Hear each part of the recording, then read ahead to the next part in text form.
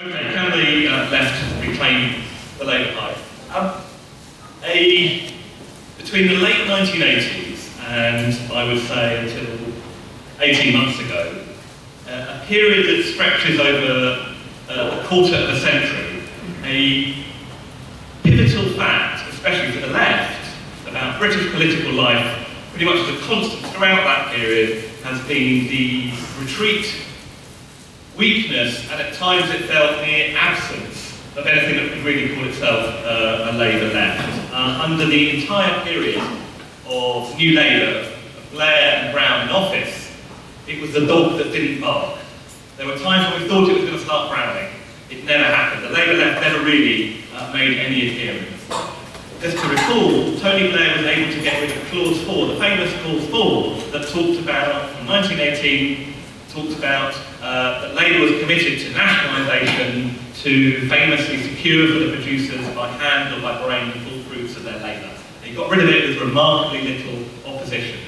Despite the betrayals, the continuation in many places, the deepening of Tory policies under the New Labour years, again, no substantial left challenge emerged. And even when Blair took us into the Iraq War, and thousands upon thousands, there's no question about it, thousands upon thousands of Labour Party supporters marched and protested alongside us, no left really emerged to challenge Blair, even over the question of Iraq, in any substance inside the Labour Party. Indeed, many people left the Labour Party over it. During that period, really the key development was the emergence of, was outside Labour, the emergence of the Respect Party that saw a former Labour MP, George Galloway, get elected in Tower Hamlets. Let's be clear, for those of us, if you're under a certain age, it might feel like it's always been us. But let's be clear, even if you just go back to the early 1980s, the Labour left was a serious force to contend with. The left in the early 1980s, 1981, came within a whisker of defeating Tony Benn as the figurehead, the head of the Labour left, came within a whisker of defeating Denis Healey, the standard bearer of the right to become deputy leader of the Labour Party, less than 1%. And this is his battle, and the battle to transform Labour into a socialist vehicle, aroused enormous enthusiasm, I mean, older comrades told me of absolutely packed meetings in city after city in 1980, 1981. Think about some of the biggest meetings, there was a meeting of 700 at the People's Assembly in Manchester. Ben was getting meetings like that, if not bigger, in places like Sheffield and Manchester, and so on. And the argument we should take to the Labour Party, that was the way forward for socialists, with a huge pull, even on many revolutionaries who joined the Labour Party.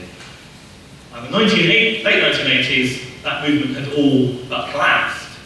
So much so that if you think that when you have the Labour leadership election after 2010, John MacDonald, the left Labour MP, who really expressed probably the most continuity of those kind of ideas of Tony Benn, couldn't even get on the ballot paper to stand for Labour leader. Absolute picture of collapse. One of the reasons why I think this meeting is important is because I think for the first time in that period of 25 years, we are beginning to see the return of that old dog, the Labour left. There's a beginning of a re-emergence of the Labour left. This is extremely significant for us. I think it's quite interesting. I think one of the first places to get a real sense of it is in March. The call by the Labour left, and what was this thing, and who was it, and how, but nonetheless a call when people come to the Labour left for protests in towns and cities over the bedroom tax, which I think there were 50 or 60 organised. Not all of them organised by the Labour left, but nonetheless I think it's true that a significant body of them. And it's quite interesting, I talked to actually the comrades in Leicester. I remember the comrade here telling me that, who was these people? It was Labour councillors, some of the ones who weren't part of the kind of cabinet structure, one or two had even been in the SVP in the past, had been around the ANL, didn't seem to have done much over the years, but suddenly they're organising a protest over the bedroom tax. I remember a comrade in Manchester saying that the Labour councillors had organised a demonstration. This hasn't happened for 20 years.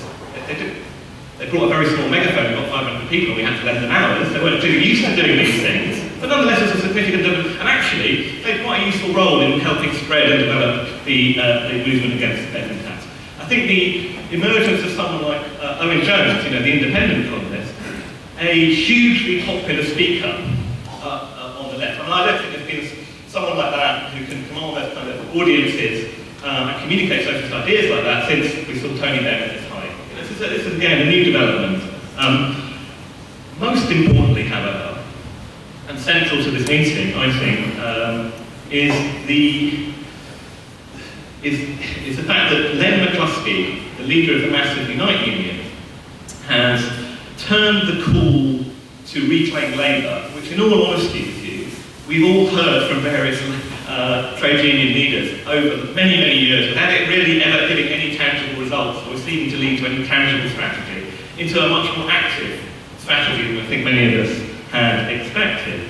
And now McCluskey's strategy, and in particular his drive to get people sympathetic to the policies of Unite, in particular and the unions in general, into Parliament as Labour MPs, has sparked what at moments has been an explosive and it is ongoing row between the unions and Labour leadership over the selection of a parliamentary candidate for the relatively safe Labour seat of Falkirk. It's even raised talk of a potential split between Labour and the unions, which, let's be clear, if that did ever take place, it was something of immense historical and significance. But it's certainly seen, I think, Miliband now placed on the agenda a potentially very significant renegotiation of the terms of the arrangement, the relationship between the unions and Labour, which is something I want to return to and try and explore what that means. So I think it's immense significance. But firstly, I want to deal with this question. Is there something to reclaim? Is there something to reclaim? Because I think that many people in the Labour Party have a sense that Labour was better in the past, and that provides some hope that it can be changed again. That in the past, at some point at least, Labour was a vehicle for defending workers' interests and advancing the cause of socialism. I want to read you the words of one disillusioned Labour supporter who says, between those early days of ardent faith and heroic self-sacrifice, the days of Keir Hardie's cloth cap in the House of Commons, and these days of a political machine with its seeking of votes, there's a great gulf. That was written in 1921, right? Before the first minority Labour government, right? The myth of the golden age of Labour is almost as old as the Labour Party itself. But what I think is particularly important in sustaining it is, and the belief that Labour did at least deliver something in the past, and therefore it might again, at least for some people, is the experience of the 1945-51 Labour government under Clement Attlee, the spirit of 1945. Right? And I think we need to just look at that, because there's no question that that government did deliver things. Right? There was a massive extension of the welfare state, NHS as its centrepiece, a significant programme of nationalisation, including the mining industry, much more important then than now, the Bank of England, the railways, the energy companies, and they built a million new homes. And those are just the headlines. This is significant, clearly. And quite some distance from the kind of new Labour, Tony Blair approach to the market. You can see when people looked at that and said, we did it then, why can't we do it now? And perhaps Labour can still do it today. We do need to note some limits. That government, 45-51, did not introduce socialism. The nationalised industries were not about workers' control. The three critical miners' strikes, the post-war 72, 74 and 84, were all fought within a nationalised industry. Nationalisation did not abolish the class struggle. Right? Secondly, that government combined significant domestic reform with an utterly reactionary defence of empire and imperialist policies, whether it was helping crush the Greek resistance or sponsoring counterinsurgency in Malaysia. I mean, John Newsinger's book, the bookmarks published, Blood Never Dried, A History of Richmond, is very, very good on this period of Labour's role. It's a government that used troops, not to shoot strikers, but to scab on strikes 18 times, including at one point using 20,000 troops to break a strike. This is the combination of the record. The gains were real, but also let's be clear that those reforms were not simply an act of will, which could simply be repeated by a better leadership inside the Labour Party. They reflected real historical circumstances. Firstly, the radicalisation of working people during the Second World War, which particularly took the form, for reasons I don't have to go into, supporting a move towards a Labour government rather than mass strikes. Probably even more importantly was that and actually this began before 1945, the war itself and the mobilisation for war created full employment. And you have the beginnings of the post-war boom, right through to the 70s, that would create mass full employment. So a ruling class that was nervous about a threat from below, willing to grant, or at least to concede, reforms, as long as it didn't touch their key interests, they were willing to accept this. The spirit of 45 was a high point. It's certainly not been the only part of Labour's record. We're going to talk about the spirit of 1945. We probably ought to also note the spirit, rather more bitter, of 1931, when a Labour government, faced with the Great Depression, cut the dole. Or the spirit of 1966, when Harold Wilson's Labour government, which came off, elected off the high hopes after 13 years of Tory rule, was broken as money moved out of the country, orchestrated by the Bank of England and the City to break the government's economic policy, which then flipped round into one of cuts, pay freeze, confrontation with the unions, including a bitter witch-hunting and red-baiting attack on the Siemens Union. Or the spirit of 1976, when a Labour government elected on a manifesto commitment, and I quote, to launch an irreversible shift in wealth and power in favour of working people, instead turned to the IMF, pronounced that Keynesian economic management was dead, paved the way for neoliberalism, and cut workers' wages for the first time since the Second World War. The first ever demonstration I went on to was one my mum took me on against school closures in 1977. That was the reality of Labour. Right?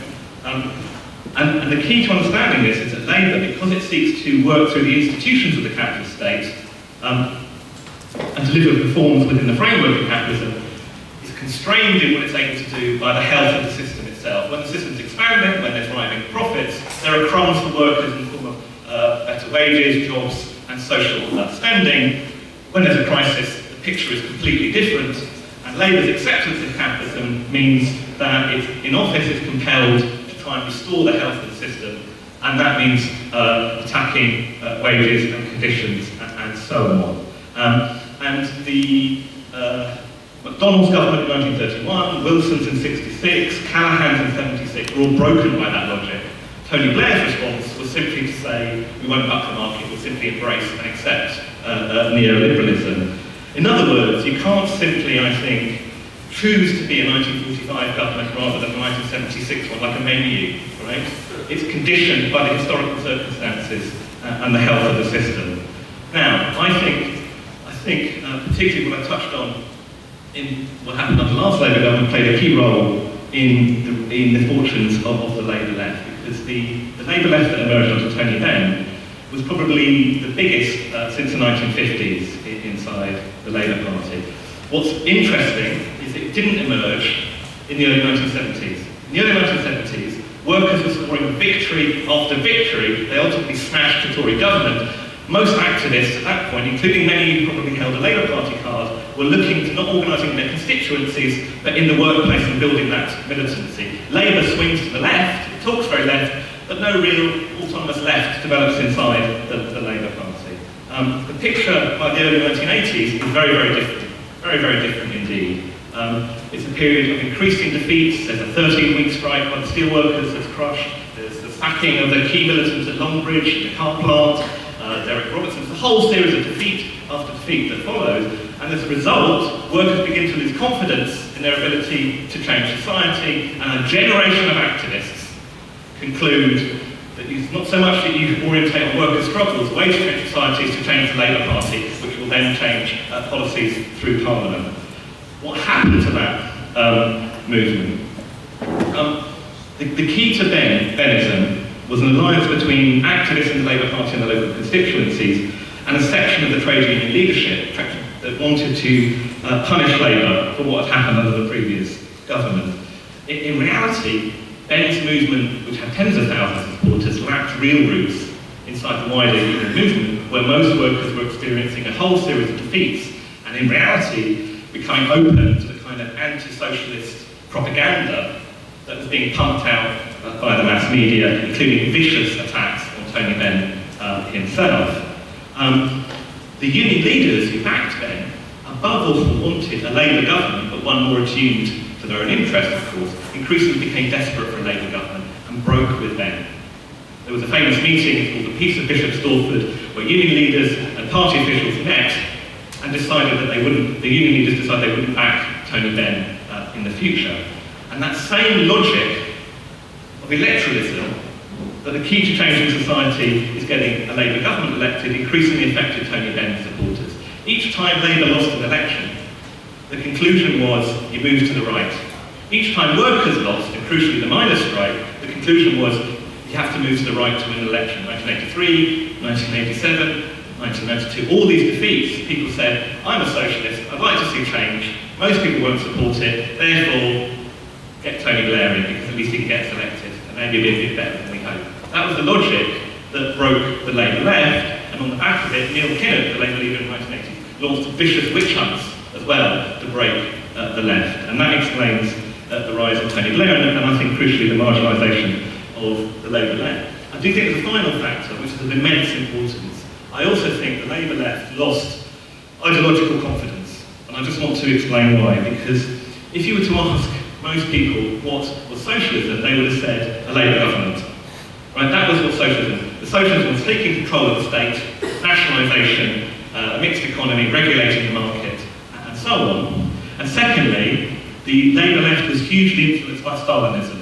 In other words, socialism in Britain is a Labour government, and internationally it's the Communist Party in power in Russia and in Eastern Europe. And what you see is the crisis in the 1980s of Keynesianism, the idea that you could use the state to ward off economic crisis, collapses. Jim Callaghan gets up in 1976, Labour MP, and says, we used to think you can spend your way out of the crisis. I tell you in all truth, this can't happen.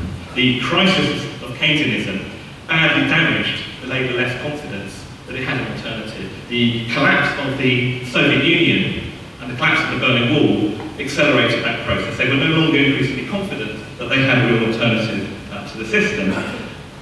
For the SWP, we always rejected that logic because for us, even if workers weren't always fighting, let alone winning, we were always clear that socialism is about workers' self-activity and that neither the Labour Party in office nor the Communist Party states in Eastern Europe were socialist at varying degrees of state capitalism.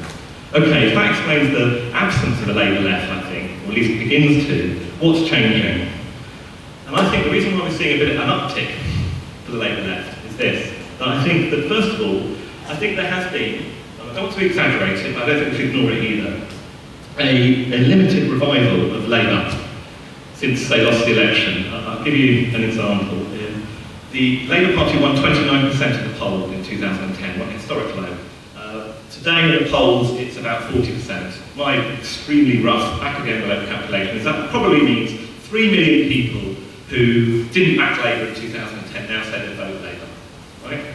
Small, it's a significant, development. The Labour Party says it's recruited, it looks like from the figures, about 60,000 people. I think it's came in two ways. Mainly in 2010, I think when the Tories got back in, probably about 30,000 people rejoined Labour immediately. For a very clear reason, they said, we hate the Tories. And that sense that Labour is still a kind of element of class expression, right, of how people feel. Secondly, I think when Ed Miliband got elected, so the leader was no longer Gordon Brown, and it wasn't David Miliband, the kind of Blairite continuity candidate, and Ed Miliband turned around and said, I apologise for Iran. Right, I mean, I was at a family wedding in 2011, and the woman I was sitting next to the table said that when Ed Miliband apologised for Iraq, I felt I had permission to join the Labour Party again. I wanted to express my anger, but I couldn't dare what I'd done. So you see a small uptick in Labour.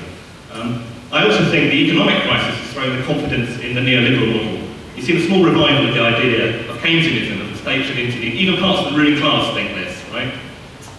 Intervention to boost a bit of growth and still need austerity, but it's helped open up the space for some kind of alternative. But crucially, I think the simple fact is that for the first time since that meeting in Bishop Stortford, where you saw the left of the trade union bureaucracy withdraw support from Benn, a section of the trade union bureaucracy, crucially Len McCluskey, has been prepared to sponsor an attempt to revive the Labour left. And it's quite interesting, you look at McCluskey's strategy, a number of elements. He's set up the class think tank, funded mainly by the unions, to try and put an ideological argument alternative to austerity. Actually, I think there's quite a close alliance between Len McCluskey and Owen Jones. McCluskey has also gone out of his way to pick some fights for Ed Miliband. In April, he told the New Statesman that the danger for Miliband is if he gets seduced by the Jim Murphys and the Douglas Alexanders, who are the kind of most openly right-wing Blairite ministers, shadow ministers, then he'll be defeated and cast into the dustbin of history. I mean, it's always a bit like, Miliband's great, but he's got these terrible advisors. But he picks these rounds. Miliband's response, by the way, was to say saying this was reprehensible. There's quite a sharp tension expressed between the two of them. You see the attempt, the attempt to influence the shape of the Parliamentary Labour Party. I also think there's another very interesting, important element for us in the McCluskey strategy, which has been to reach out to the movements. His defence of student protesters, the calls for civil disobedience, his support for UK Uncut, which I think has its offices at the Unite office now. The pivotal role, no question, that Len McCluskey played in the call and the strategy around the People's Assembly that drew 4,000 people in London last month. And I think it's motivated in part the desire to draw people from the movements sceptical about Labour towards a strategy of joining Labour in order to try and shift it to the left. Now, in one sense, it's a weakness, isn't it? The fact that it's not openly calling on people to join Labour. It's an engagement with the movement, but I think it is a renewed confidence, and I think McCluskey represents quite a bold attempt to restructure the left in Britain along the lines of a project of left, a left Labour project. Now, to see why this is happening, can McCluskey succeed? Will it lead to a split with Labour and so on? I think you have to just understand something about the relationship between the trade unions and Labour. How long do I have? Famously, as we all know, the Labour Party was founded by the trade unions at the start of the 20th century to give a political voice to the unions. And clearly, that was a big advance on a situation where politics is just dominated by two ruling class parties, the Tories and the Liberals. Actually, what I said isn't quite accurate. Labour wasn't simply established to be the political voice of the unions. Labour was established to give political expression to the trade union bureaucracy. That's crucial to understand. In other words, that whole layer of, not just the leadership, the McCluskey, but the whole layer of trade union officials, regional, national, etc., who I think form a distinct social layer that mediate the terms of exploitation between labour and capital in our society. And in Britain, let's be honest, we have one of the oldest trade union bureaucracies, arguably 200 years old, but certainly by the turn of the 20th century, you're probably talking about a layer of thousands. And already by the 1890s, faced with a series of defeats at the hands of the employers, you see the call goes up to form a political party to promote their interests in Parliament. There's a man called O'Grady, I see no relation to the current leader TC, this is in 1898, saying that the union's efforts, in his opinion, should be directed towards removing the fight from the industrial to the political field. In other words, the creation of Labour was really a bureaucratic, in many ways, that's the understood part, a bureaucratic political alternative to industrial activity. The union bureaucracy requires an alibi that says, don't strike, or don't always strike, because we can ensure that your grievances are going to be redressed through Parliament. I mean, and therefore you require something, the Labour Party is something that looks very much like it. And that's still a reality today. It's quite interesting. You've heard of the documents that was leaked, the Unite political report that shows that Unite were trying to get its friends and people who support Unite policy, quite legitimately, mind you, elected in 41 particular seats, and there's a huge row about it. It's quite interesting to actually read the report. There's a whole section of this report, it's a parliamentary report, and what it says is things like, we can report that there was a opposition day debate in January over the question of blacklisting, and it got quite a lot of significant coverage in the media. It talks about, it talks to sympathetic MPs about legislation covering agency workers and zero-hours contracts. Now, don't get me wrong, this is a good thing. Of course they should be doing this, but it's partly an attempt to say we will deal with questions like blacklisting, not simply through militancy in the workplace, but we will do it through getting legislation through Parliament. Of course, the problem for the trade union leaders is they haven't been getting much in terms of back from their friends inside the Labour Party, despite the huge amount that they plough into the Labour Party. So the Labour Party is a party tied to an extra-parliamentary movement, the trade unions, which is formed to defend their interests in Parliament. The problem is it's more contradictory than that. It's more contradictory than that because the Labour Party is tied to the unions but is also separate from them. There is a difference between a trade union bureaucrat and a reformist politician. In two sentences I just want to draw out, which explains what some of the tensions for them. Firstly, the trade union leader negotiates deals with the bosses. If he loses all support from the rank and file, those deals won't stick. That acts as some degree of a counterweight on him. The union bureaucracy is at one remove from the workplace.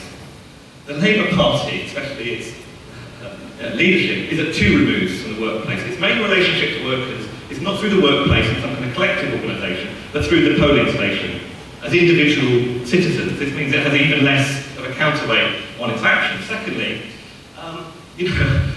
trade union officials spend a lot of time, some of them, negotiating with management. Sometimes they sit on all committees and so on, but they don't actually run the business. Labour is called on to run the ship of the capitalist state, and that creates huge tensions between the trade union leaders at times and the union leaders. When Labour swings to the right, this can lead to tensions between the two, if Labour's not sufficiently promoting its interests. But crucially, we also have to understand the trade union bureaucracy is a bulwark, can be a bulwark, against those socialists who wish to shift Labour too far to the left, which would be a threat to the electoral logic of getting Labour elected, a crucial concern to union leaders, otherwise they'll have to fight. But they can also fear the emergence of a genuine socialist organisation capable of influencing the rank and file. So the trade union bureaucracy also sets a limit to how far to the left the Labour Party can move. Now, I've been told to begin to wind up, so I'm going to talk about what I think is going on in the row over Falkirk in the light of this. The response of Miliband to the cacophony of complaints from Miller, Cameron, Tories, Peter Mandelson, that United is trying to fix the Falkirk election, has not been to defend the right of unions to be involved in politics, to contrast the fact, for all the faults of Unite, right, they have conferences, they have elected leaderships and so on. When big business gives money, probably even shareholders aren't consulted, let alone the customers and workers. They don't make these elementary points. And instead, Miliband is now floating proposals to alter the relationship between the Labour Party and the unions. The unions are currently the biggest financial backers of the Labour Party. There's about 3 million members pay into the affiliated funds that link the unions to Labour. Miliband appears to be suggesting that this affiliated fund is no longer one where union members, union supporters opt into, as opposed to being automatically enrolled with the option of opting out. And what I think is going on is I think that Miliband wants to be able to relate to union members and supporters of Labour as individuals, not a relationship mediated by the trade union bureaucracy, which in turn is tied to collective organisations. In other words, that they want to relate to those people, not in a collective sense, but to put increased weight in their relationship to them as an individual citizen. Now, McCluskey, in the Mirror last Sunday, denounced Labour's attack on the unions as alienating thousands of decent people from the Labour Party. He now seems to have sounded a note of retreat, saying he welcomes Miliband's plans. The GMB denounced them as unworkable. It's not clear how the union leaders are going to respond. But I think we have to defend the right of the unions to be involved in politics. I am for standing with McCluskey versus the Labour leadership.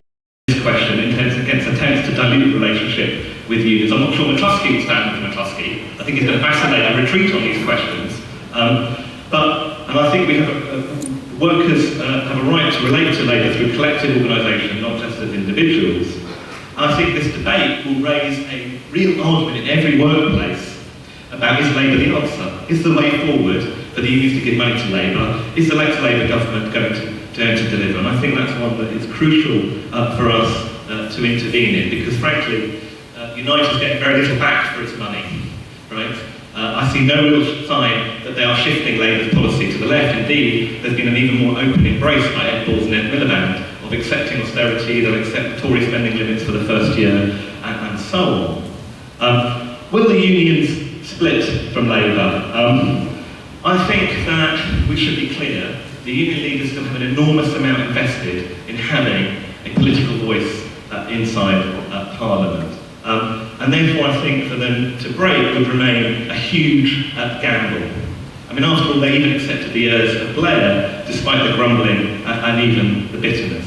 But I think this will lead to recurrent arguments inside the working class movement about our attitude to Labour. I think we can expect to see the revival of the Labour left continue, even if its scale is not on the size of Benison so far. And that, I think, offers important opportunities for working alongside Labour left supporters around the bedroom tax, around defence of the NHS, against the Nazis and so on. But I think we also have to be clear, and we have to argue, Labour's not the answer.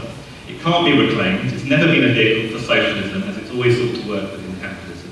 And I think the danger of those who want to look to Labour, who want it with more left-wing policies, was in the end, they'll simply accept that you have to get Labour elected, even if you haven't got the left-wing policies, and that will put enormous pressure. I mean, in the autumn, it'll be 18 months to a general election at most. There'll be huge pressure that Labour's the only game in town, don't rock the boat and don't fight back. We have to be absolutely at the heart of resisting that and insisting that anything, absolutely anything that advances the level of fight back in society is what we should be orientating on, and our strongest weapon is the organised power of workers, above all in the strike weapon.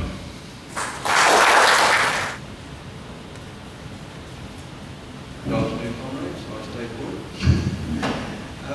Yes, it's been quite interesting how this Hello? That's better. Yes, we have had this walkout thing going on for a couple of weeks now, and my point would be, why should it matter? The Conservative Party, in their infinite wisdom, think that somebody who pays their tax in Belize should be allowed to have a contributory say in the way that our country functions. But Mr. McCluskey, who, as far as I know, pays all of his tax in the UK, is not entitled to it. And there seems to be a slight irony in that regard, that their funding comes from crooks and Labour Party funding on the whole does not. And I think that's a trifle ironic. Another thing that I think that maybe should be investigated is the possibility of allowing for left candidates in the 2015 election to be allowed to have free rein in non-winnable seats, shall we say. Example of recent Eastleigh situation where they will be allowed to have unfettered access to those seats now, and then come 2019, those people, if they increase the Labour share of the vote, would then be allowed to go for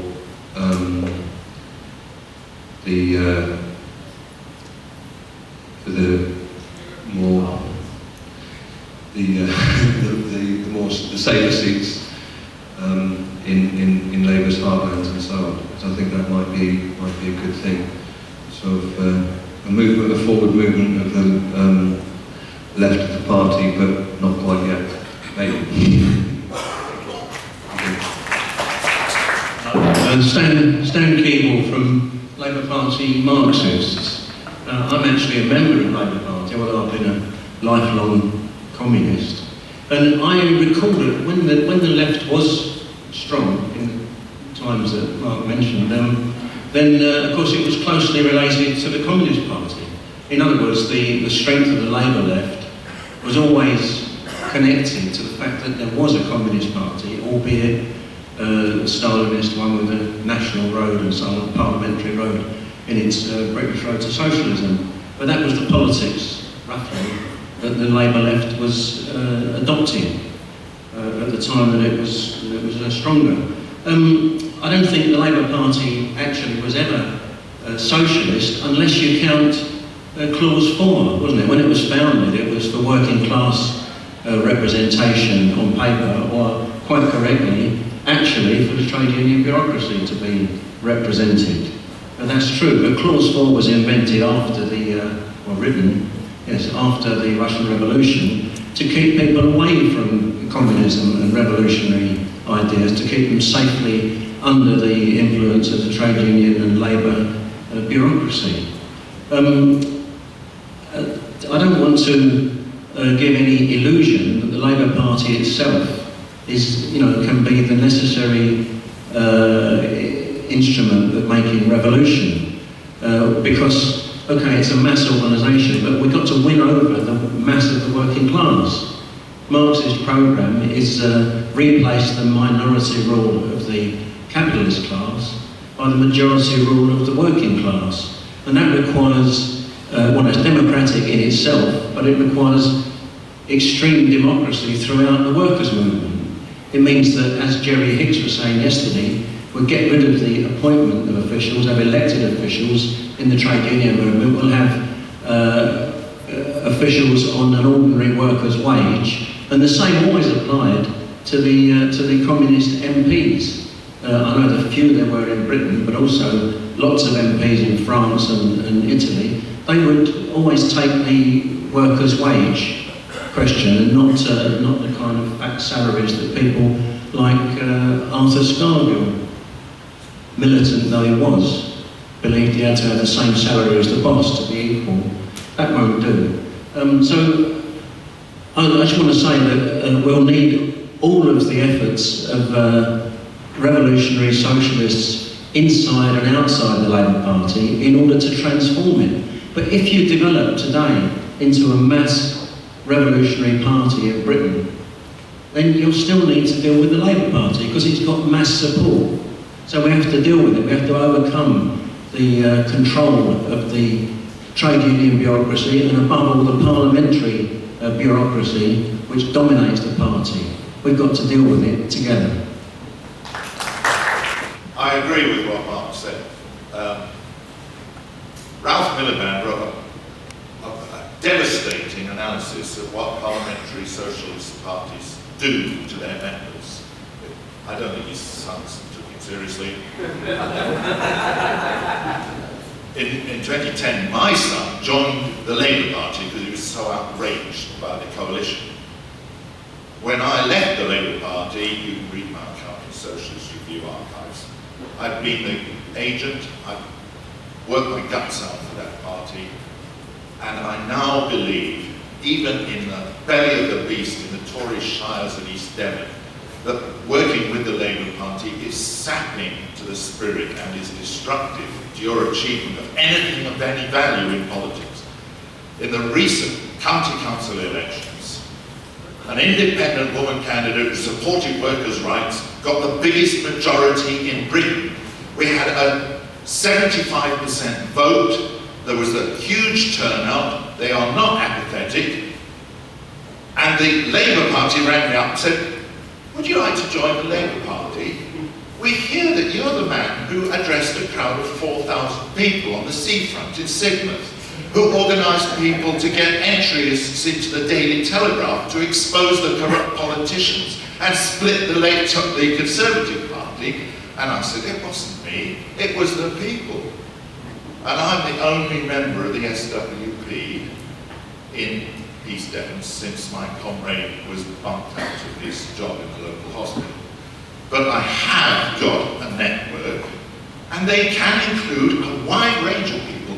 The people who don't vote around there are as many as 70% in the town of Axminster, where they closed the carpet factory, where the food bank had to borrow food from the Sidmouth food bank to support the people.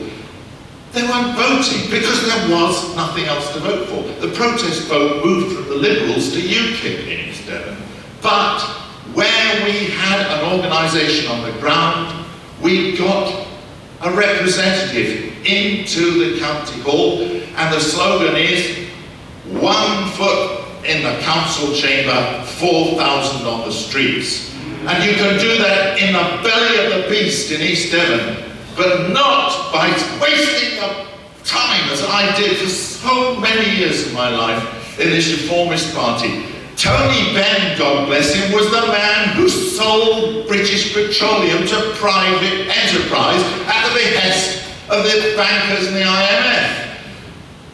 Long before Miliband forecasted, William Morris forecast that when the revolution came, a left liberal government would work with the trade union leaders to try and contain the revolutionary demands of the workers' committees. This was before the Soviet experience. It's absolutely no-brainer. We know how the change is going to come. Morris told us, Miliband, Dad, told us, and I tried to tell my son. He's big in media. He went to David Miliband and said, I could help you with your campaign. And I said, you don't want to sell your soul to the devil. Meanwhile, the Labour Party does provide some outlet for people who want to know something. I'm glad to see that leaving the Labour Party in Hackney keeps people's spirits alive. I wanted to talk about, begin by talking about the bedroom tax protest in Manchester that Mark mentioned, because I was at a small Unison conference the same day, and the organiser of the conference took the entire conference up to the protest. Labour Party members, not particularly left. More recently in Unison, at the local government conference, the local government conference voted to support councillors against the cuts. Now you'd think, if you weren't in Unison, that local government workers supporting councillors who are opposed to cuts would be a no-brainer. The leadership, the Labour Party organisation in Unison furiously opposed to the idea, because Unison's advice to councillors is that they should vote to stay within the law. In other words, they should vote. In other words, they should vote for the cuts.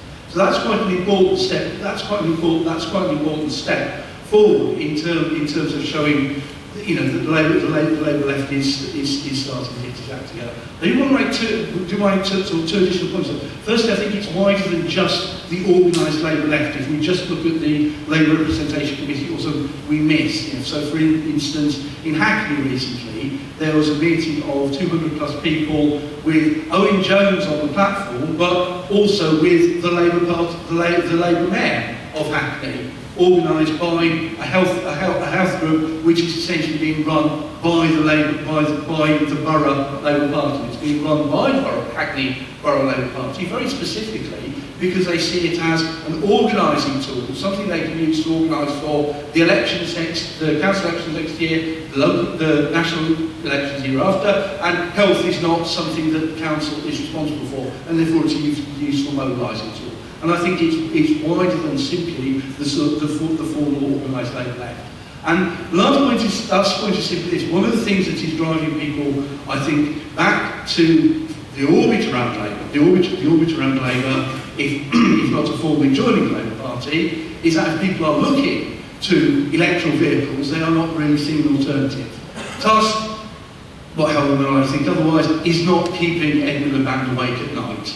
Respect, George Galloway has not managed to build on the success that he had in Bradford and replicate that elsewhere. And in fact, he faces quite possibly losing the next election. And the Scottish Socialist Party seems to simply self-destructive. So the reality is, if you're thinking in electoral terms about the next election, the Labour Party looks like the only game in town. And that's something that makes arguments rather more difficult, because we're arguing with people who are saying, well, show us something better. And the problem is, at the moment, it's quite difficult to point to something better. Hi, I joined the Labour Party when I was 14 years old, and it was an interesting experience, but it wasn't a true one for sure, because I'm here now with the SWP. But I had a bit of an experience that was quite, because you have to understand, I grew up in Mansfield, where there was a sense of radicalism rooted in the community. I mean, I went to a state school that taught us Russian, and I was taught history by an ex-Balliol graduate. And I myself I sat examination for Balliol because they encouraged that kind of thing. So there was that traditional encouragement of working class radicalism and ideas. So I would never dismiss the Labour Party, but because of the miners' strike and the Blair thing, I got very disillusioned very quickly. I want to thank Mark Thomas for answering or coming very close to some of the very pertinent issues facing the Labour Party and the trade union movement at the moment. And I really, really appreciate his answers very much. But I would like to have what is called a conjecture, or some kind of like fantasy union politics, so to speak. What if there's a scenario whereby is it McCluskey and he takes the trade union movement away and what if he breaks away from the Labour Party altogether? I was wondering where would he find his home, and this is the reason why I'm saying this is because the People's Assembly recently in Nottingham was also chaired by Andreas Bieler, who writes a lot on trade unionism, but it's the notion of an international movement, international in the sense that what if they find ground within the European labour, or rather trade union movement, which is still quite social democratic, that kind of thing. And I'm just addressing this issue to Mark Thomas to see whether it's a viable source if, for example, the trade union connection with labour is totally, and I agree with you that what Miliband is doing is just like outright destroying any connection to the labour, of the trade union movement to the Labour Party whatsoever, but whether it can find its home within a European context at all. Yeah, well, I think we start by welcoming the fact that there's a section on the left talking about opposing austerity, talking about challenging some of the ideas of Miliband and everything else. That is fantastic. The question then is, something that Mark was talking about, is it a project that can work? Now, I want to look at it in two ways. On the one hand, can it work in the immediate? Can you transform Miliband? And I've got to admit, I'm a bit cynical about that. Not only the fact that in the past we used to have to wait till Labour got elected to set out, now they do it in advance, but also that actually, it's interesting, on one day McCluskey attacked Miliband at the Falkirk, then Miliband makes a speech, and McCluskey made a speech and says that was a fantastic speech. I'm not really that convinced they're going to push it. But let's imagine they did. Let's imagine that actually they did. Imagine that, for example, that Ed Balls says before the election that he's going to squeeze the rich until the pipsqueak. Imagine that Jeremy Corbyn, that John McDonnell are in the Labour cabinet. What would happen then? Well, the thing is, we don't have to imagine, because Dennis Healey in 1974, before the 1974 government said, we'll squeeze the rich until the pipsqueak, Eric Heffer, the Jeremy Corbyn, actually probably even better than Jeremy Corbyn of his time, was in the Labour cabinet. Tony Benn was in the Labour cabinet. Michael Foot, who at the time was who's left with, was in the Labour cabinet. And actually, did it make a difference to that Labour government? No. That Labour government presided over the first kind of push towards monetarism, driving down workers' wages, and an undermining working-class organisation, despite the fact it came to power on the back of the 1974 miners' strike. And it did so for a very fundamental reason, that actually Labour is wedded to actually change within capitalism. And when capitalism is sick, Labour, instead of what we would say, the page capitalism is sick, right, take the pillar from under the head, put it over the head, kill the bastard. Labour is the opposite. Let's make it better first. And if it's better, then maybe we can ask for something. And so it's no coincidence that actually that Miliband is already preparing for the idea of how can we make it better first. And actually it doesn't matter whether there's left-wing person in the cabinet or not. The fact is, as long as you're wedded to that idea, you're actually not going to transform things. And we also have to go back, you mentioned 1945, because it's absolutely right that actually there were some major changes in 1945. But what was the motive behind those changes? Actually, it was Quinton Hogg, later became Lord Hailsham, Tory minister, who said at the time, if we don't give the masses, because the demand for change in 1940 was such, he said if we don't give them reform, they'll give us revolution. That was the drive for change in 1945, and it's that workers' struggle that's the drive for change today.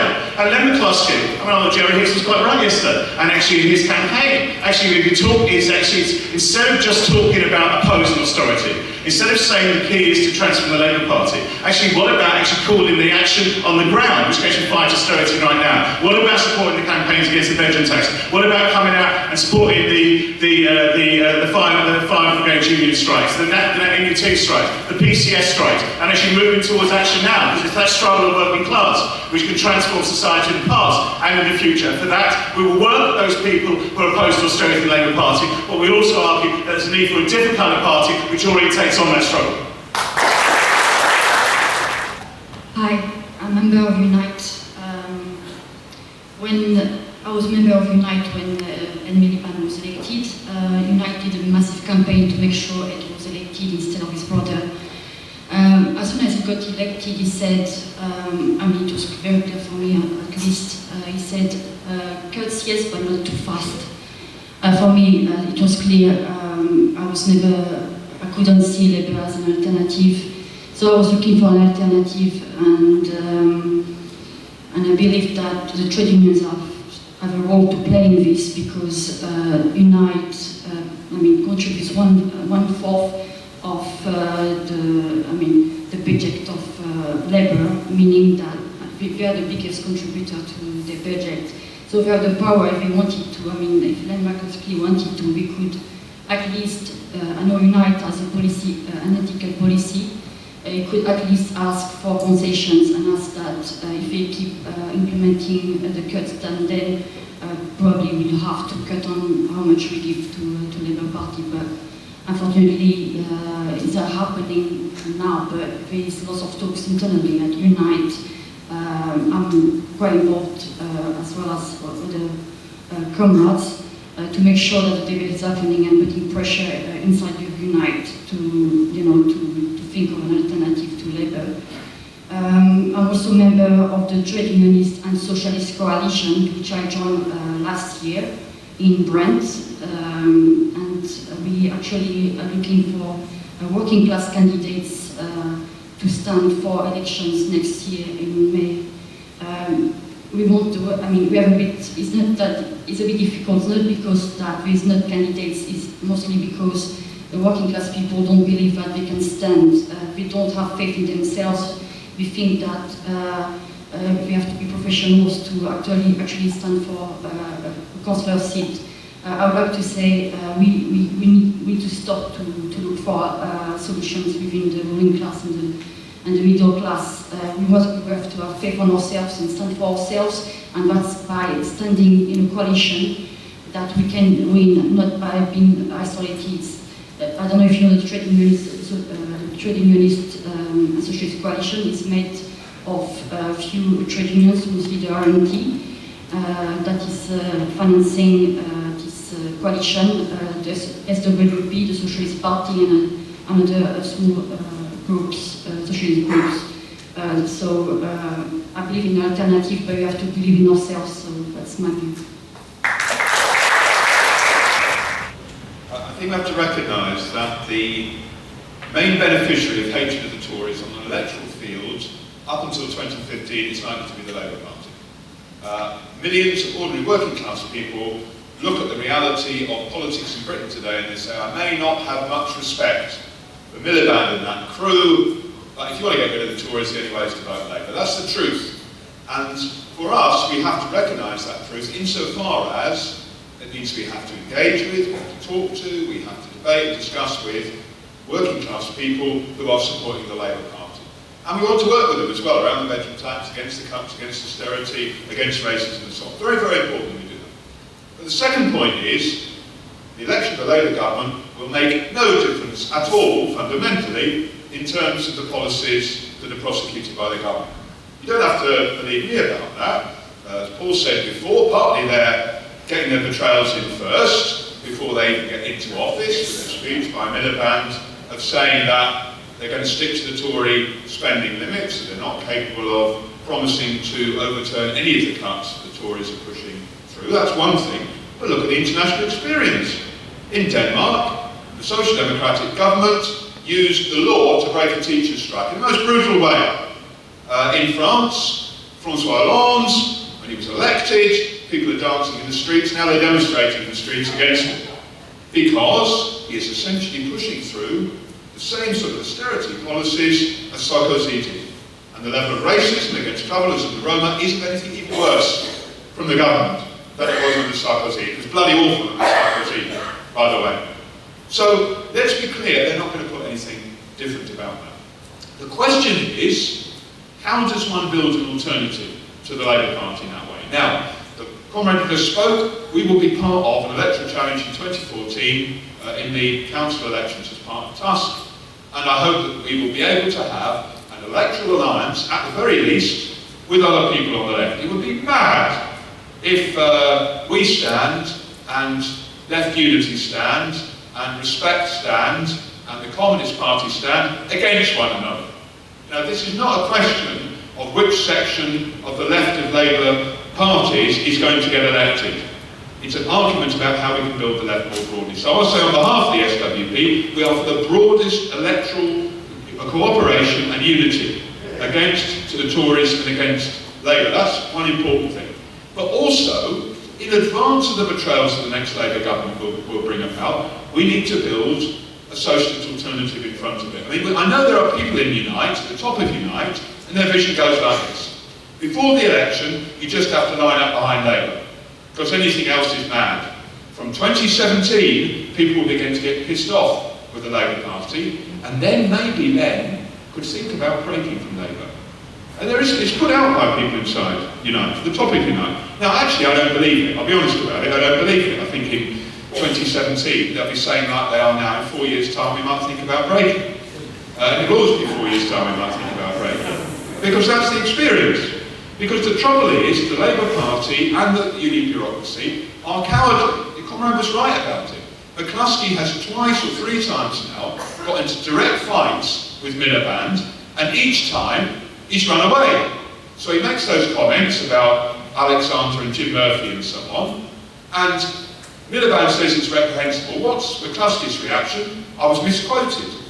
Now, hardly the hardest lie against it. He makes the comments about Fulker, and then Miliband attacks him. What's his comment about it? This is a marvellous plan you come forward with, Ed.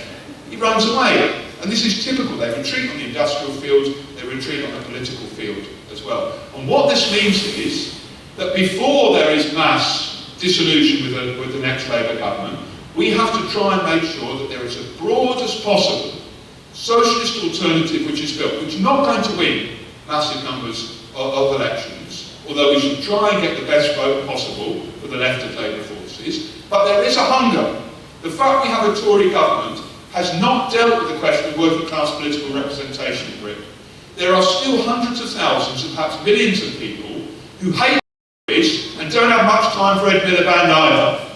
And our job is to begin to organise those people around struggle, but also politically, so that the left can grow stronger to be able to challenge not just the Tories, but capitalism itself. I want to come back to the point about someone says people should join the Labour Party in order to make it more effective. Now, people have started to answer that question. I think we also have to say, in the whole of its 100-year history, Labour Party leadership, and the Labour Party leadership, which is who decides the policies of the Labour Party, have never, ever supported a strike, ever. Individual Labour MPs have, in dwindling numbers now through the decades, but the leadership never have. The Labour left have never reclaimed the Labour Party. The 1947 government actually introduced wage cuts. Clement actually he agreed to have the atom bomb, didn't consult, never mind trade union leaders, didn't even consult most of his cabinet about it. We saw the imperialist stitch-up in 1947 partitioning India and Pakistan, or partitioning India into India and Pakistan. I could go on. But I think the thing is, I think the attitude to revolutionary socialists is a tactical question what we do, because I do believe people should be organised into independent revolutionary socialist organisation, which is why I'm in the SWP, because I think ultimately I'm a revolutionary, and I think we should fight for reforms. We've got to fight for them from below, which means we believe that working class people are the agents of change, are capable of changing society, even if most do not think they can do it yet at this moment in time. It's about they've got the capability of doing it. And I think joining the Labour Party is the idea that we concede into the idea they will do it for us. And the Labour Party is committed to managing capitalism. If the big bosses say we can't afford it, Labour Party leaders will say, well, we can't do it then. And the Labour Party MPs, even Labour Party grassroots will say, okay, we can't do very much then. They might moan about it, but unless there's extra parliamentary pressure from below, ordinary working class people, we won't get the Labour Party to even move to the left. We can get them to move to the left and left rhetoric, but what we win is what we win ourselves. Now, in the Social Workers' Party, in its very early days in the 1950s, it wasn't called the Socialist Workers' Party then. I don't know if it was called the Club or something or other, but Socialist Review Group. They joined the Labour Party, not to change it. They took part in campaigns, but it was an interest tactic because there's millions of people in the Labour Party, but to try and win a layer around it, and whether they had enough people to go and get out of it. But it wasn't a parasitical thing because we did genuinely build campaigns for working class people. But we had no illusions at the time of actually trying to change the Labour Party. It was just because we're the biggest audience is. But that isn't the case now. We have to work with Labour Party people. We have to work with Labour Party people. We don't take a sectarian approach. And we keep our organisational independence. Now, whether in future that we will look at joining a left of Labour coalition, I'd welcome that. But I'd also welcome actually, we have to keep independence in that. And we'll criticise people inside that coalition when we need to, while still working with them at the same time. It's important. You must never, ever liquidate yourself. We saw that happen with Ron Dacioni when they were part of that left government, which voted to send troops from Italy to Iraq. Hi, I'm Ozzy from Cambridge. I'm an SDP member and a member of Unite as well, who plays a bit of Labour, by the way. I left the Labour Party in 1995 when they scrapped the clause 4 and joined SDP. The funny thing happened to me yesterday. I got a phone call from the office of Richard Gates. Richard Gates is the United East Region political officer, and he was chasing up. He was chasing up about a meeting happening in Cambridge, a replaying the Labour Party meeting. It's not just it's quite a strange thing actually. It may not seem like much to us. Okay? If you think about Marxism, I've got 10 emails, 50 texts, 5 phone calls, boxes of flyers and posters. But a phone call and a letter from Unite is actually more than I got about building the March 26th demonstration. It's more than they got about building the October 20th demonstration. That's quite a big deal for them. That's actually sort of a metric of their sort of ambitions to get Unite activists like myself and Rebel in my workplace involved in the Labour Party. They send that to every rep in Cambridgeshire, probably East Anglia to be honest. It's a huge deal for them. On to Falkirk. Unite did nothing wrong with Falkirk. The Labour Party's policy was that Unite members could join and Unite would pay their membership money for the first year. It was their policy. So what we did at Falkirk, we got Unite members to join the Labour Party for the constituency selection. Not against the rules at all. I think the problem is we're genuinely being successful for a change. I think we actually were in danger of getting our candidates selected. That's when the Miliband showed us true colours. Rather than attacking the Tories, opposing the veteran tax, anything he could have done, he turns his fire and his guns on my union and his leader, Labour Party.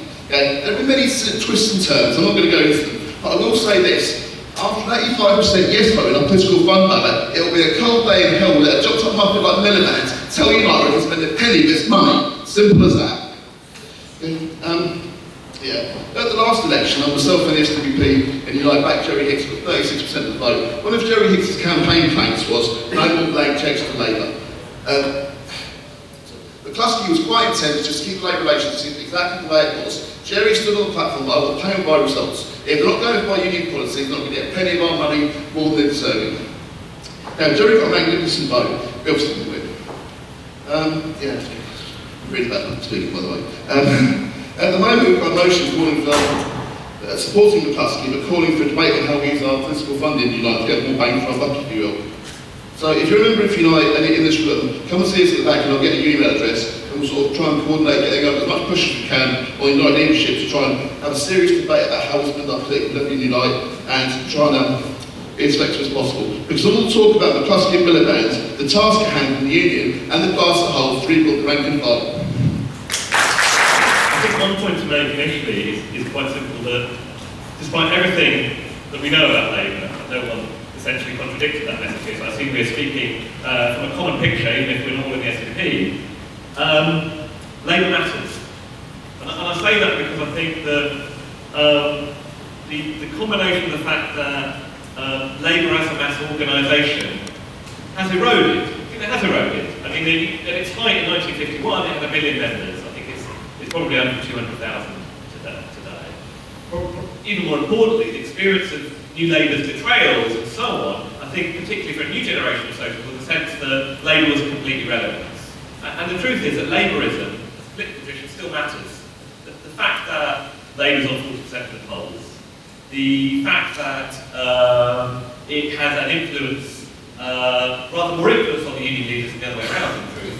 You know, the fact that when we had the 2 million people on the November the 30th striking, part of the dynamic and the sellout of that, on the Black Friday on December the 19th, was that the Labour leadership, which attacked that strike, was putting huge pressure on the unions, particularly unions affiliated to Labour, to retreat. Right? This is a key question of states that we bump up against, even if you don't think it matters. It does matter. We have to think about how we engage with it. I think it's extremely significant that you've got huge tensions inside the Labour Party over the bedroom tax. Not just that you had some of the initial demonstrations by the Labour left over the bedroom tax, which then I think they then retreated from, because the question of are you going to evict has come up, but even that in turn is creating huge tension. So I'm not seeing demonstrations called by the Labour left, but you can get Labour councillors, and I think Charlie Moore is right, it's not always the people who think are on the left, right? There's huge tension there, into a meeting on the bedroom tax. But sometimes they'll say they'll oppose evictions, often they don't, and we put enormous pressure on them simply by having tenants in the room who make demands on them. But this is part of a very important dynamic. The fact that at Unison Conference, the Labour mayor of Liverpool, not someone you see on the left, John Anderton, got up and said, sorry? Joe Anderson, thank you very much. He got up and said that it was shameful that the Labour leadership wasn't calling for the abolition of the bedroom taxing committee. You know, these splits that are emerging, particularly between local government Labour and the Labour Party, are extremely important for us in terms of helping us build a movement against it. So Labour matters. But what I want to then address is a question that the comrade who called himself a Marxist inside the Labour Party raised, which I think is very important, which is that revolutionaries still have to deal with the question of we have to win the majority of the working class if we want to change society. We have to deal with the question of the Labour Party. It's not about to just disappear.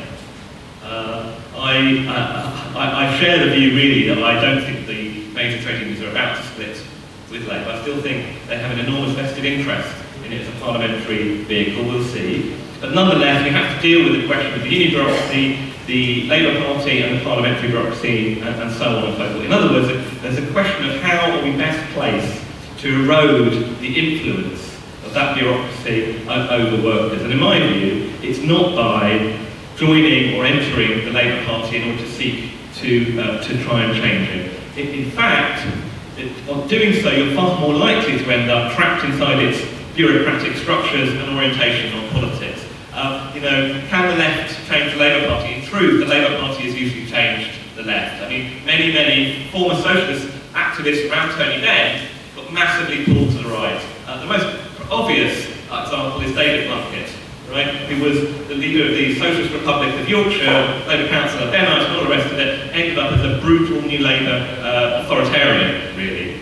Far from socialists changing the Labour Party's bureaucratic structures, its orientation on elections and so on, has often been a graveyard for socialists. Now, I think what do we offer as an alternative to trying to erode the influence of the union leaders, of the parliamentary bureaucracy, of the Labour Party and so on? It's an orientation on struggle.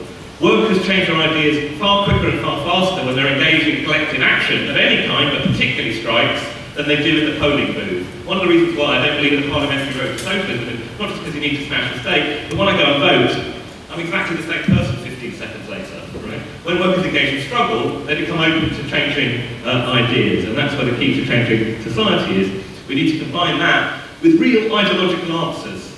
Right? What's the alternative to austerity? Is the alternative to austerity more state spending? Yes, good. But at the end of the day, the system to function requires healthy profits. We have to be confident that we can provide an alternative where we're in a world that can be run democratically by workers without profitability. If you really want to fight the battle, you have to be confident that there really is an alternative. You have to take up ideological arguments. But you have to also, I think, work with people who don't agree with you, people who do look to the Labour Party and to draw them into common struggle. Seek opportunities to join common struggles with them, in other words, through the United Front, where you can prove in practice that your answers offer a better way forward in those struggles. And here I think we have to think about, I think it's clear that that there's a revival within Labour, but there's also a revival in left reformist projects. Most powerfully, I think, the project driven by McCloskey to try and reshape the Labour Party, but also outside the Labour Party, like the Left Unity Project. And I think it reflects an international development. We think about the rise of forces like Syriza internationally, and I think this is an extremely significant development and a significant change in the environment in which we operate. And it's a huge step forward that you have left reformism as opposed to just the Blairites. This is a huge opportunity. It gives us more there's more arguments about social strategy. Can a left government change society? What does socialism look like? And so on. And there's more socialists, perhaps more organised socialists as well, to work with in common struggle. But we also have to combine that with a dialectic. It's a step forward, but it also puts pressure on us. Because people say, actually, revolution isn't the answer, it's change the Labour Party. The SNP isn't the answer, it's to form a broad electoral alliance, and so on. And that, I think, therefore, we have to be willing to engage with people that have those ideological arguments and defend the idea that actually the road to winning a majority inside the working class lies through the revolutionary minority coming together to organise, to clarify its ideas, but constantly seeking to engage with workers, especially where they have power, and especially where their ideas can change fastest, which is in terms of the struggle in the workplace. And that's how the potential through mass struggles to win people to a revolutionary alternative to the system rather than a dead end of labour lies.